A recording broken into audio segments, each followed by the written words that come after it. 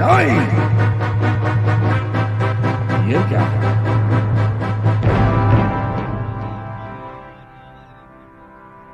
मेरे महल में प्रवेश करते ही इसके ये महल के द्वार क्यों हिलने लगे? यह द्वार किस लिए गिरना प्रारंभ हो गए? बताओ महामंत्री, आखिर ऐसा क्या कारण है कि मेरा एक पांव रखते ही यह महल अपने स्थान से हिलना प्रारंभ हो गया? महाराज धीराज, यदि आपकी आज्ञा हो तो क्या इस महल में मैं प्रवेश करके देख सकता हूं? जाओ।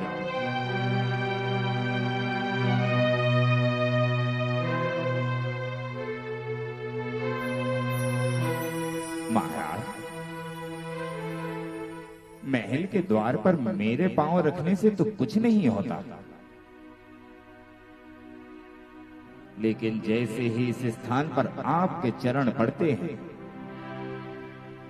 यह महल के द्वार कंपित होकर गिरना प्रारंभ कर रहे हैं।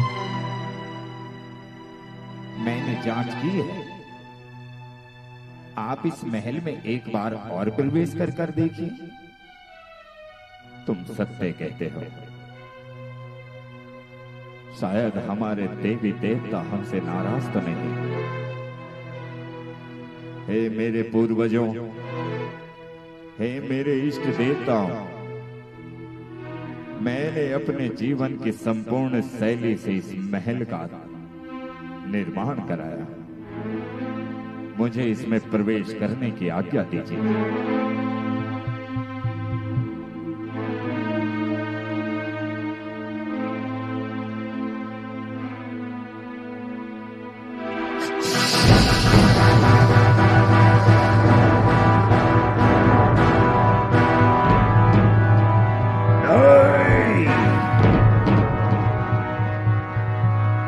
देख रहे हो महामंत्री, मेरे पांव में स्थान रखते ही यह महल फिर अपनी धूरी से हिलने लगा। हमें इसी समय अपने महल की ओर लौट जाना चाहिए। मुझे यह महल नहीं चाहिए, मुझे यह महल नहीं चाहिए, नहीं चाहिए।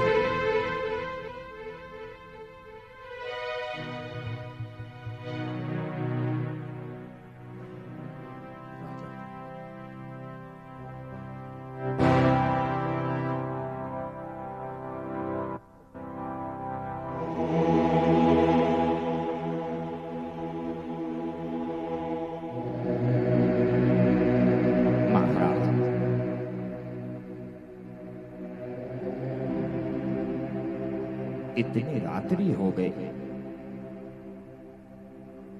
आप अभी तक सोए क्यों नहीं हो? महामंत्री, मुझे एक विचार आता है। जिस राजमहल को मैंने अपने रात दिन की योजनाओं से तैयार किया, क्या उस महल में जीवन में मैं कभी प्रवेश नहीं कर पाऊंगा? मेरी सुंदर कलाकृतियों को मैं कभी जीवन में देख नहीं पाऊंगा। मैंने अपने पूर्वजों से वचन किया था, उनकी आत्माओं से मैंने सौदा किया था कि अपने जीवन में रहते अपने सुंदर महल का निर्माण करूंगा, ताकि उन कलाकृतियों को मैं अपनी आंखों से देख सकूं। लेकिन ऐसा लगता है कि विधाता को मेरा उस महल में प्रवेश स्वीकार ही नहीं है।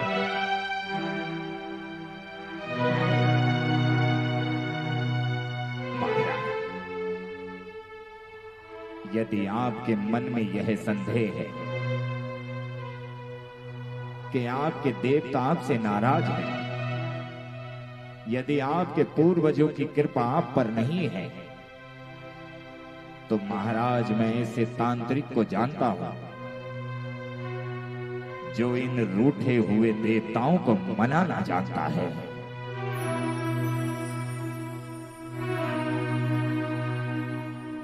यदि उसने यहां पर अपना चमत्कार किया तो जो राजमहल तुम्हारे चरणों से आज हिल रहा है, कंपित हो रहा है, वही राजमहल आपका स्वागत सम्मान करने के लिए बिलख रहा होगा। आपने अपनी संपूर्ण धरोहर, संपूर्ण जीवन के क्रियाकलाप उस राजमहल पर न्यौछावर किए और आप ही उसमें प्रवेश नहीं कर पाए। आप मुझे आज्ञा दीजिए, आज ही रात्रि में जाकर उस तांत्रिक के पास हम इस समस्या का समाधान खोज कर लाएंगे। तो चलो महामंत्री, यदि इतना धन वैभव लगाने के बाद भी यह राजमहल मुझे नहीं अपना रहा, तो उससे तो अच्छा है कि कोई तांत्रिक विद्या ही आकर इस राजमहल को मेरा बनने के लिए मजबूर करेगी। इस राजमहल को मैं इस तरह जाने नहीं दूंगा। इसमें रखी मेरे पूर्वजों की कलाकृतियों की इस तरह घुटने नहीं दे सकता हूं मैं। ले चलो मुझे, ले चलो मुझे।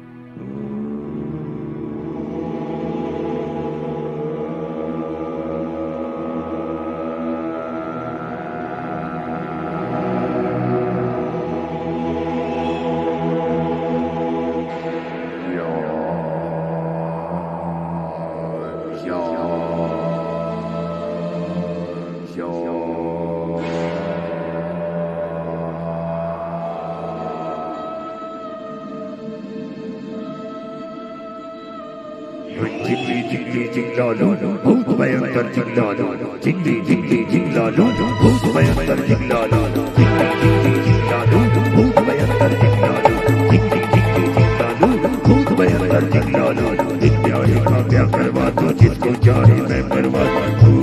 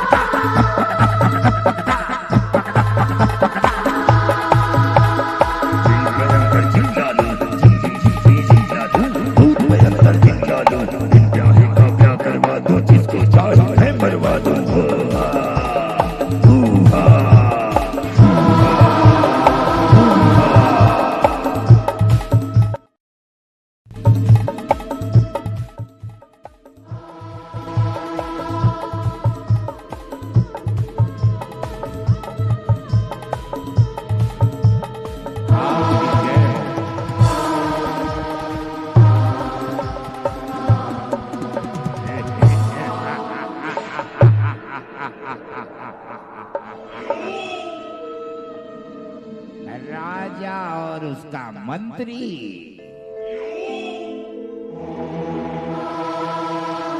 और यहाँ आए हैं। कहो राजा, किस लिए तुम्हारा यहाँ पर आना हुआ?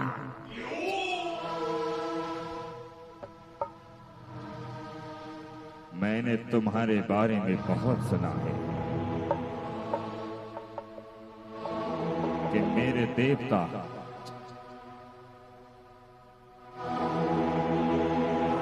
मेरे सभी इष्ट देव मुझे उस राजमहल में प्रवेश करने से रोक रहे हैं।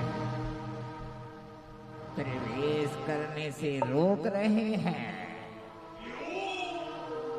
ये जलती हुई अग्नि दिखाई देती है राजा। इंसान की इच्छाएं और इंसान का शरीर इसी में तो चक चक चक चक चक चक चक चक चक चक चक चक चक जल जाता है।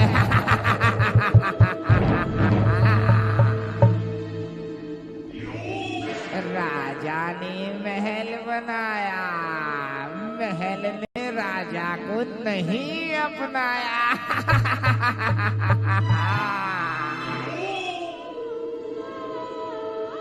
ये सारा नगर जानता है कि राजा धात्री वहां पर प्रवेश नहीं कर पाया। यदि आपकी दुराचारणी शक्तियां,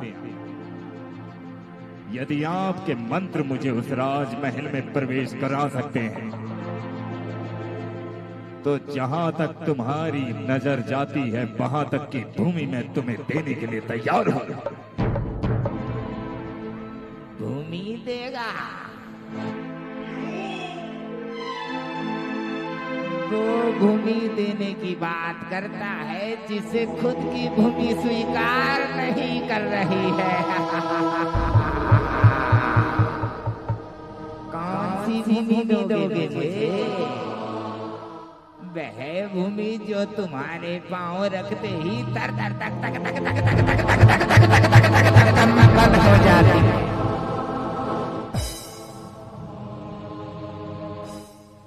आप कहना क्या चाहते हैं? आप जो कार्य करने के लिए कहोगे मैं वह करने के लिए तैयार हूं। मैं उस राजमहल को खोना नहीं चाहता। मैंने उस राजमहल में अपने पूर्वजों और देवताओं की मूर्तियां, उनकी कलाकृतियां रखी हैं। यदि मैं इस जन्म में उस महल में प्रवेश नहीं कर पाया तो मेरे जीवन पर धिक्कार होगा। पूर्वजों की कलाकृतियां, उन पूर्वजों के लिए इतना प्रेम जाग रहा है जो तेरे कभी नहीं।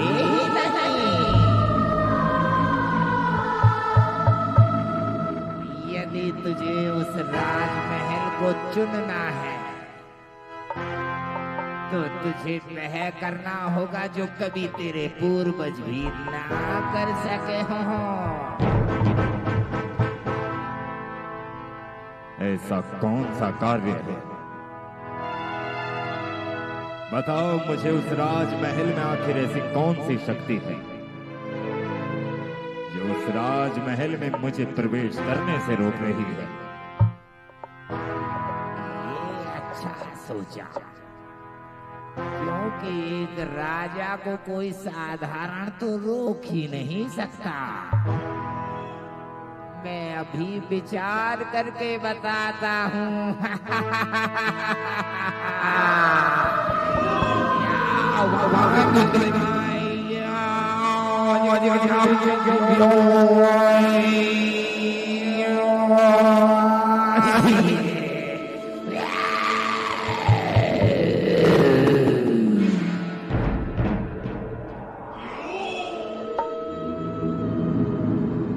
दिखाई दे रही हैं ये शक्तियां?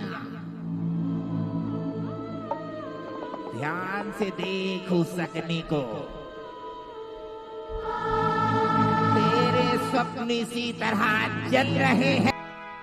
नरबली, मैं कुछ समझा नहीं। नरबली का अर्थ है तुझे उस स्थान पर एक नर की बलि देनी होगी। जब तक उस स्थान पर किसी व्यक्ति का गला काट कर उसका गरम गरम रक्त नहीं बह जाता, तब तक तू प्रवेश नहीं कर पाएगा।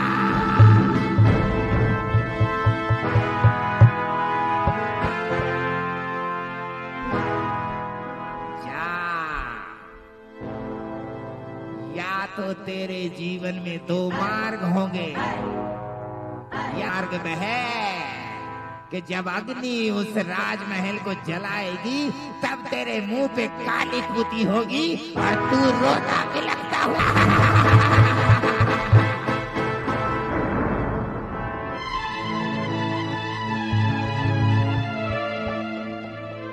नरबली, महामंत्री, ये तांत्रिक क्या कहता है?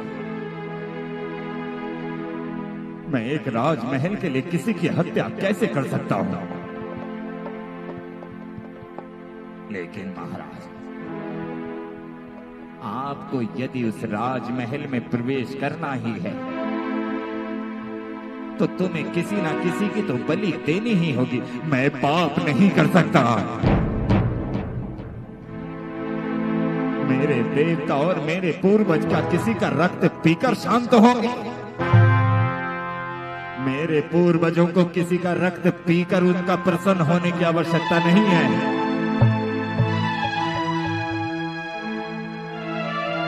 ये तांत्रिक कुछ भी बोलेगा, किसकी गर्दन काटूंगा मैं वहां पर? कौन है वो जिसकी गर्दन हाथों में तलवार लेकर काटूं? मैं पाप का भागी नहीं बन सकता, मैं पाप का भागी नहीं बन सकता। महाराज, हमारी प्रजा में ना जाने कितने दीन दुखी हैं। हम कहेंगे कि जो भी व्यक्ति जिस परिवार से आएगा, जो भी अपने भाई, पति या अपने पुत्र की बलि देने के लिए तैयार होगा, हम मरने वाले के वजन के बराबर उसके घर में सोना पहुंचा देंगे। सोने के लोभ में कोई ना कोई तो अपने परिवार जन को बलि के लिए भेज ही देगा। महामंत्री, तुम्हें जो करना है वह करो। तुम्हें जिसकी बलि देनी है उसकी बलि के लिए तैयार करो। मैं अपने उस राजमहल को इस तरह जाने नहीं दे सकता। उस राजमहल को ऐसे नहीं जाने दे सकता मैं। हाँ,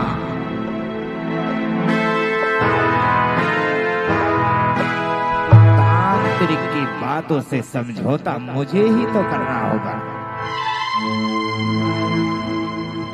मैं ही नगर में ढिंडोरा पिटवा कर किसी ना किसी को जरूर मना लूंगा। मुझे ही यह कार्य करना होगा, मुझे ही यह कार्य करना होगा।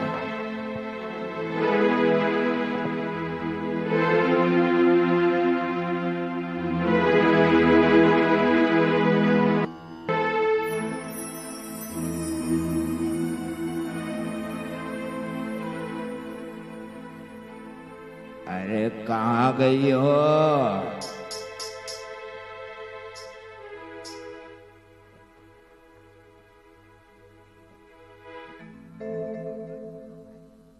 अरे कहाँ गई?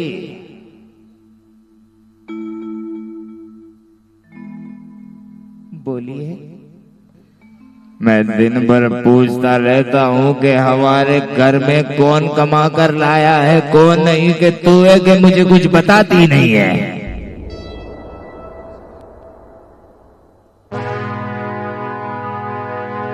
अरे हमारे 5 बेटे दिए।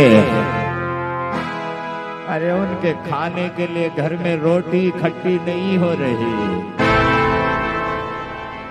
मैं क्या करूं, मुझे तो कुछ समझ नहीं आता। अरे मुझे अगर निर्धन बनाया तो ये 5 बेटे क्यों पैदा हुए? मुझे नहीं चाहिए। जिनसे बोलना कि जिसे जीना है, जिसे इस दुनिया में रहना है, खुद अपनी रोटियां कमा कर लाए। मेरे बस में अब मेरे बेटों को रोटी देना नहीं रहा। जा रहा हूं मैं तेरा घर छोड़कर, जा रहा हूं मैं तेरा घर छोड़कर।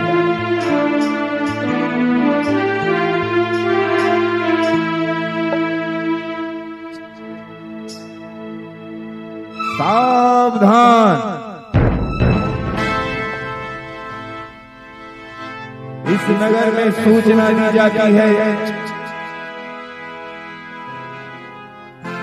कि इस नगर के राजा को एक युवक की आवश्यकता है। जो भी अपने घर से किसी युवक को देगा, बलि देना चाहते हैं। मेरे बेटे की बलि किस लिए लेकिन? अरे तू अपना मन छोटा क्यों करती है? अरे उपकार होगा तेरे उस बेटे का हम पर। हम हमारे 5 बेटे और हम 2, 7 लोगों के भूखे मरने से तो अच्छा है हमारा एक बेटा मर जाए।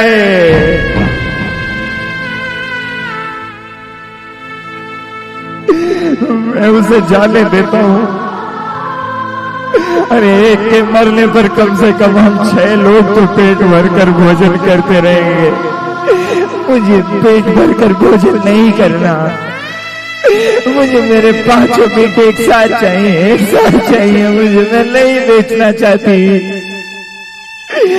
मैं अपने बेटे को नहीं बेचना चाहती, नहीं बेचना चाहती।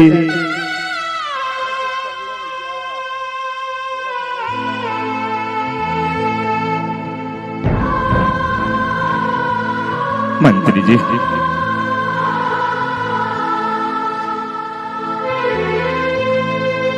आप चिंता मत कीजिए, मैं समझा लूंगा इसे।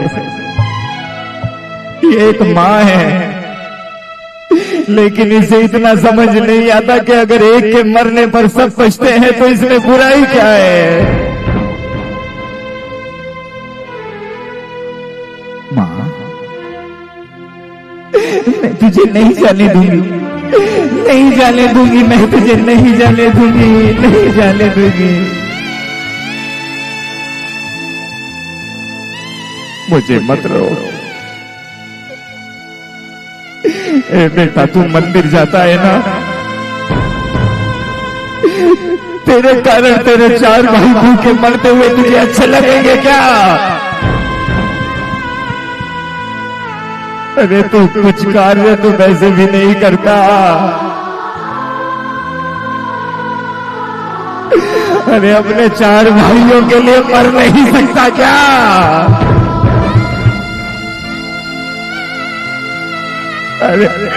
अरे तू मर जाएगा तो हमें भरपेट रोटी तो मिल जाएगी रे।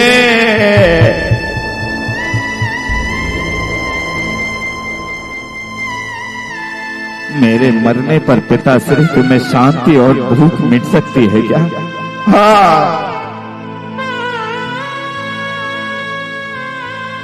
बेच दिया आपने मुझे।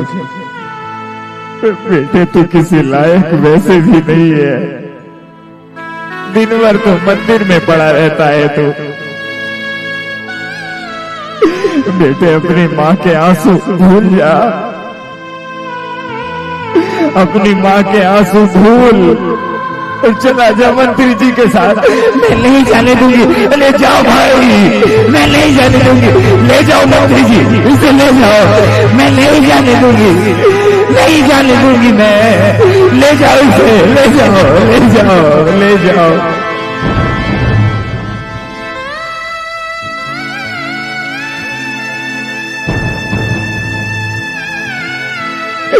मैं नहीं जाने दूंगी अपने बेटे को।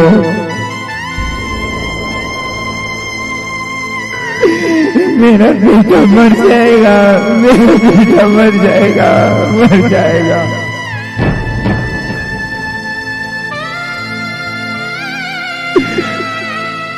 कुछ दिन रोकर तू भी चुप हो जाएगी। घर में इतना सोना चांदी आएगा कि हम धनवानों की तरह अपना जीवन जिएंगे।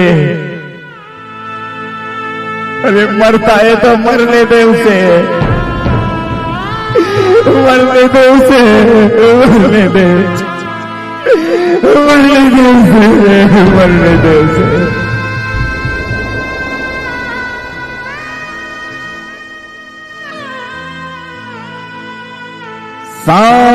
सावधान,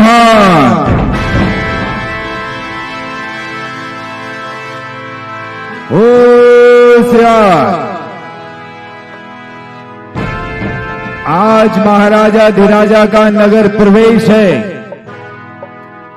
वह इसी द्वार से होकर इस राजमहल में प्रवेश करने जा रहे हैं। महाराज धीराज पधार रहे हैं।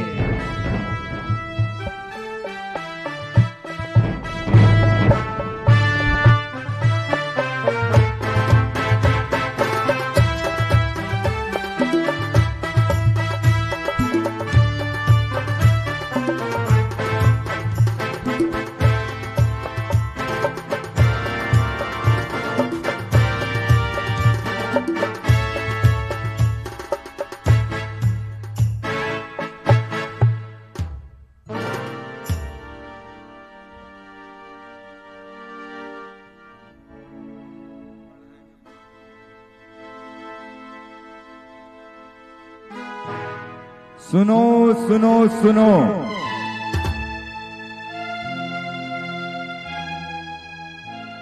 यहां पर उपस्थित सभी जन समूह ध्यान से सुनो। आज यह नरवली महाराज धीराज को उनके गुरु की आज्ञा से दी जा रही है। महाराज के द्वारा इसमें कोई पाप नहीं हो रहा है,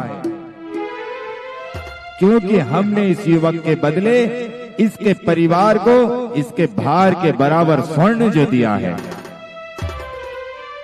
अतः महाराज सबसे पहले इसकी बलि देंगे, उसके बाद इसमें राजमहल के द्वार में प्रवेश किया जाएगा।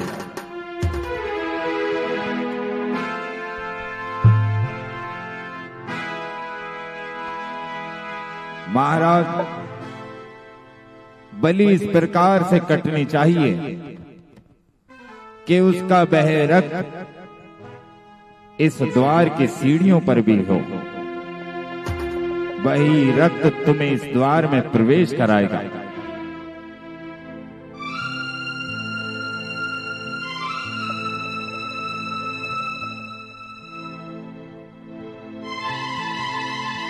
देखो नौजवान, अपने मन में मेरे प्रति कोई दोष मत रखना, क्योंकि तुम्हारे पिता ने तुम्हें स्वर्ण के लोभ में मुझे बेच दिया है, और अब आप मेरे हुए हो। मैं जानता हूं कि जीवन में तुम्हारे लिए तुम्हें से बढ़कर कोई नहीं होगा, लेकिन मेरे लिए इस राजमहल से बढ़कर, इस राजमहल की कलाकृतियों से बढ़कर कुछ नहीं है। इसलिए अपने मन में विकल्प ना रखना, और आओ बैठो इस द्वार की सीढ़ी पर, ताकि मैं तुम्हारे गर्म रक्त पर पांव रखते हुए इस नगर में प्रवेश कर सकूं।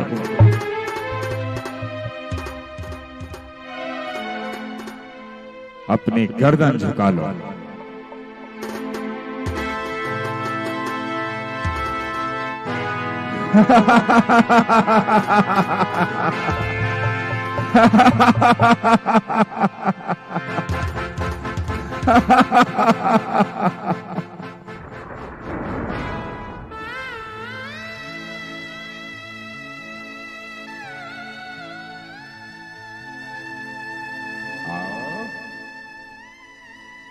ये क्या? दूर हो जाओ उससे। यह अब मेरा है, लेकिन मरने वाले, ये बताओ कि तुम्हारी गर्दन पर तलवार लटक रही है। तुम एक बार नहीं 3-3 बार हंसे हो। तुम्हारी इस हंसी का कारण क्या है? क्या तुम अपने इस राजा का उपहास कर रहे हो? नहीं महाराज, मैं आपका उपहास करने वाला कौन होता हूं? मैं 3 बार इसलिए हंसा हूं क्योंकि मैंने अपने जीवन में 3 कारण देख लिए हैं। पहली बार जो मैं हंसा, अपने माता पिता के ऊपर हंसा हूं। कि जिस पिता ने मुझे जन्म दिया, जिस मां ने मुझे अपनी कोख से जन्म दिया, सोने चांदी के लालच में इन दोनों ने मुझे बेच दिया। कहते हैं पिता भगवान तुल्य होता है। आंगन में मेरी मां मेरे लिए रोती रही, लेकिन मेरा निर्दयी पिता मुझे बेचता हुआ चला गया।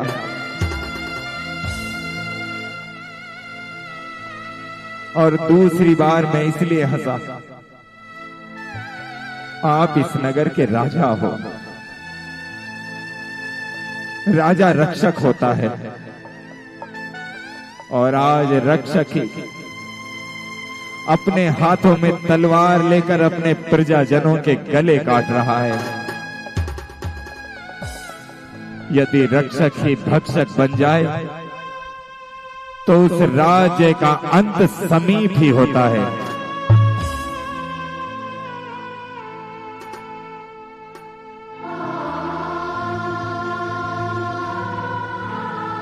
और मैं तीसरी बार इसलिए हंसा कि आप जैसे राज्य का संचालन करने वाला राजा आज भी अंधविश्वास में खड़ा हुआ है। क्या प्रमाण है महामंत्री जी आपके पास खड़ा कि मेरा रक्त पाकर यह राजा श्री इस राज दरबार में प्रवेश कर पाएंगे? क्या प्रमाण है आपके पास कि उस तांत्रिक की बातें सुनकर मेरा लहू यदि आपके चरणों में लगे तो आप इस राजगृह में प्रवेश कर पाएंगे?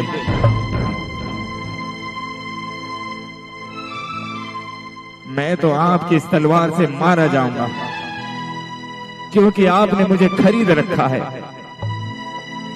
लेकिन क्या यही दंड आप उस तांत्रिक को भी देंगे? इन कपालिक तांत्रों की इस अंधविश्वास की वजह से ना जाने कितनी माओं के बेटे छिन गए हैं उनसे।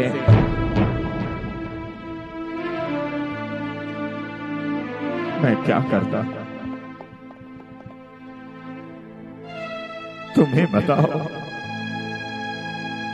तुम पहली बार इसलिए हंसे कि तुम्हारे पिता ने तुम्हें सोने के बदले बेच दिया। तुम्हारे पिता ने ही कहा था कि वह तुम्हारा पेट नहीं भर पाएगा। तुम हंसने से पहले ये भी सोच लो कि जो बेटा मंदिर जाकर भगवान की प्रार्थना पूजा में लगता है उसे उसका पिता भी पसंद नहीं कर रहा है। तुम्हारी मां के आंसू तुम्हारे पिता के सामने कोई अस्तित्व नहीं रखते हैं। हाँ, मैं रक्षक हूं, लेकिन भक्षक मैं इसलिए बन रहा हूं क्योंकि मुझे कोई मार्ग नजर नहीं आता। बरसों की तपस्या से मैंने यह राजमहल खड़ा किया है, और मैं इस राजमहल से यदि वंचित रह गया तो सारी आयु हम स्वयं को क्षमा नहीं कर पाएंगे। और तुम्हारी तीसरी हंसी कि मैं अंधविश्वास में पड़ गया था। यदि भगवान से श्रद्धा टूटती है, यदि मंदिरों से श्रद्धा टूट जाती है तो मनुष्य अंधविश्वास के पीछे ही जाता है। तुम ही बताओ कि मैं क्या करूं। एक राजा का जीवन तो ऐसा होता है कि सभी के दुख तो सुन लेता है, लेकिन अपना दुख कह नहीं पाता। आपको इस द्वार में प्रवेश करना है। हाँ, आपको इस महल का भ्रमण करना है। हाँ, अपने सच्चे मन में अपने प्रभु को याद करो। मैं तुम्हें इस राजमहल में प्रवेश कराऊंगा। महामंत्री, ये साधारण सा बालक क्या कहता है? बहना, बहना, क्या ये तुम्हारा पुत्र सत्य कहता है? जो बड़े बड़े धर्म धुरंधर भी इस विषय पर हल नहीं निकाल पाए, ये आपका बेटा मुझे प्रवेश कराने की बात सत्य कहता है?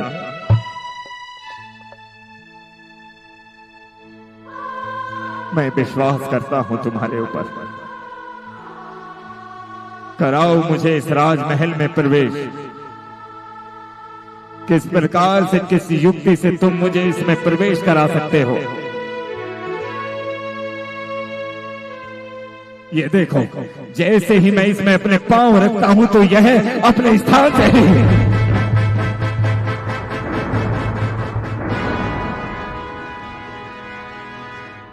क्या तुम इस सारी घटना को रोक सकोगे? राजा जी,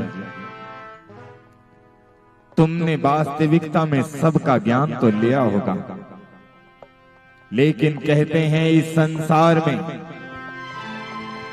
कितनी भी बड़ी घटना या दुर्घटना क्यों ना घट रही हो, कैसा भी स्थान क्यों ना रहा हो, यदि उस स्थान पर खड़े होकर नमोकार महामंत्र का स्मरण किया जाए तो ये द्वार तो क्या, बड़े से बड़ा संकट द्वार भी पार किया जा सकता है। आओ मेरे साथ। नमो अरिहंताण, नमो सिद्धाण, नमो आयरियाण, नमो वज्रायाणम, नमो लोई सव्यसाहुणम।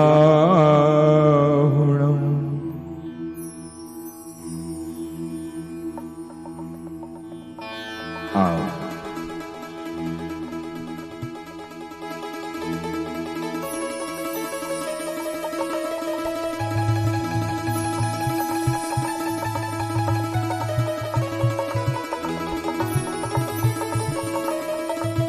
अति सुंदर, मेरा सुंदर सा महल, यह कितना सुंदर बना है।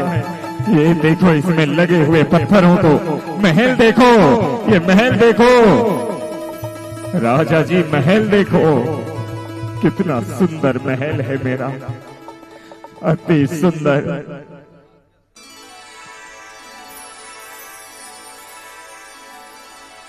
यह सब देखकर मन प्रफुल्लित हो गया। मैं कभी इस राज सिंहासन को